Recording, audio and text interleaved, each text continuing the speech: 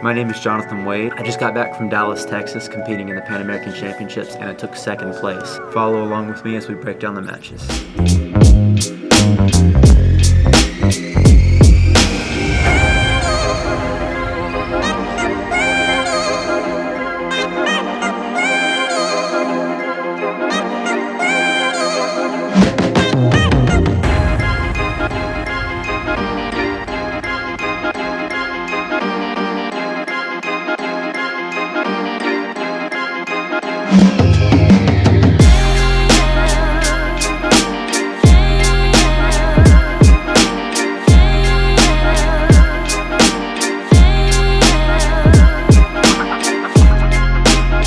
So my first match, I was feeling really good physically. Tripped down, I drove by myself, but I made a lot of little stops on the way there and walked and got a little exercises in. So I didn't really feel like I was lagging behind, even though I got there the day before.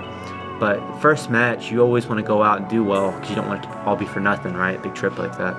So first match, I go out, I pull guard, my opponent does something silly, and I immediately come up on top, hit a knee slice right into a darce, and I felt his neck pop a bunch of times before I got the right angle, but I couldn't afford to let go. I didn't want to crank his neck, but I couldn't afford to let go, and so I got the finish in about a minute and a half, 2 minutes. So second match, I came out and I realized immediately that the guy wasn't very good at guard passing. I pulled guard, and I could just feel it, like I pulled close guard, and he was like doing like a body lock from close guard, which is not something you want to do, especially not against anybody that's got a good guard, okay?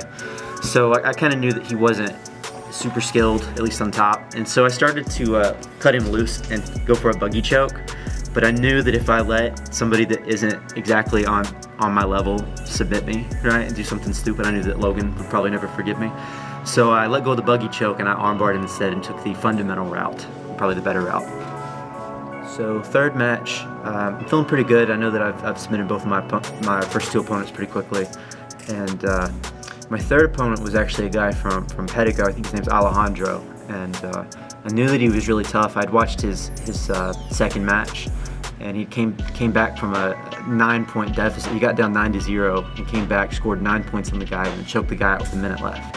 So I knew, if nothing else, right? I know I can't gas out early, and I know that the guy's got a lot of heart, right? So I come out and I kind of play conservatively. I went single leg X, and I tried to come up once and kind of ran him out of bounds and got an advantage for a near sweep. And then the match started to pick up as I thought it would later.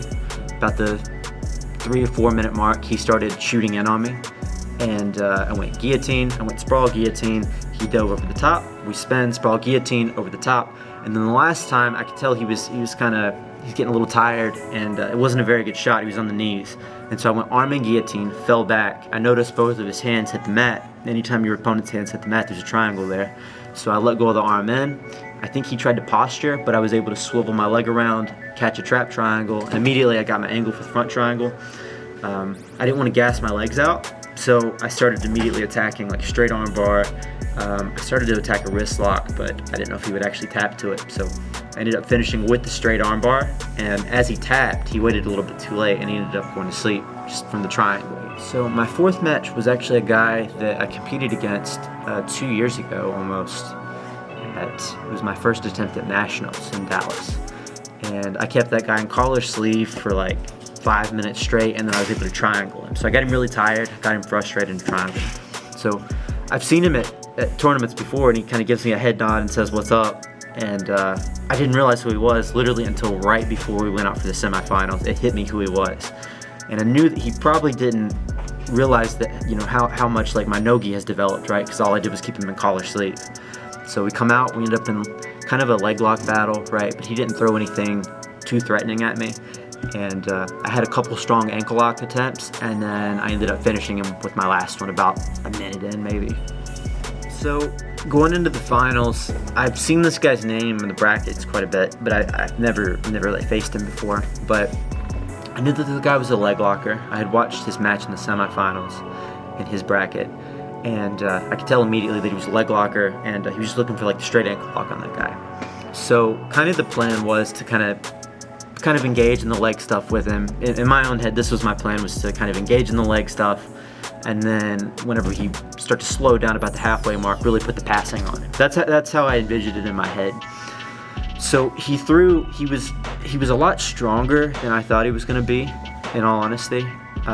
Like once he got underneath, he was very very explosive with his hips, and which really caught me off guard. And I really felt good, like even when he had some extension on my leg, like really the ankle locks really weren't tight at all, the straight ankle locks. But where the match changed, when we got to, I don't know, maybe we were 2.5 minutes in, I'd have to go back and watch it, but we got a couple minutes in, and he was starting to slow down a little bit, and he gets his hit.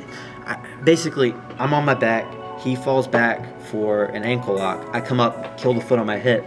Instead of settling into the position, I decided to do this crazy long step where I basically just do a 360 right back into a single leg X. And whenever he puts me back in single leg X, he gets his hips up explosively, and I'm pretty certain he actually tore my MCL. Felt like my knee joint like extended like this, and it popped 2 or 3 times really bad. And so that was basically I guess the beginning at the end for me. Went belly down, tried to finish, and that wasn't really tight, but he popped my knee again, belly down. And so I did the only thing that I could think to do was grab his leg and maybe fire back.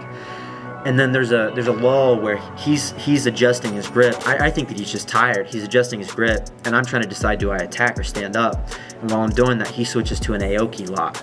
And as soon as he got that Aoki lock, it was tight.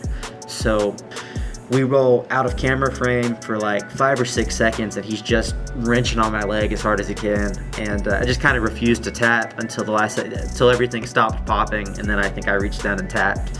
And it was really stupid, and probably put me behind a couple weeks.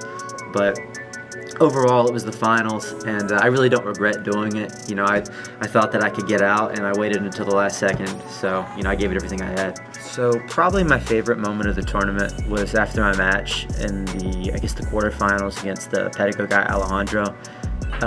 You know, we shook hands, and you know, I showed him, you know, Logan was my coach, and I went up and shook all of the guys on his hands team and his coaches and everything. And I remember Heath Pedigo said, "Good job, Jonathan," and it felt like I was in like a Daisy Fresh video. That's what it felt like, and so that was sick.